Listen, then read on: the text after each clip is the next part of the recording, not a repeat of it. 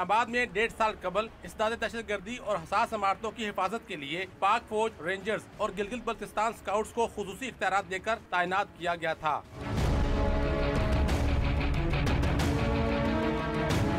पाक फौज के 350 जवानों के इस्लामाबाद में क़याम की मुद्दत 9 दिसंबर, जबकि रेंजर्स और गिलगित बल्तिस्तान स्काउट से क़याम की मुद्दत 14 नवंबर को खत्म हो गई थी, जिसमें तोसी के लिए डिप्टी कमिश्नर इस्लामाबाद ने चीफ कमिश्नर ऑफिस के जरिए वज़ारत दाखिला को समरी अरसाल की थी।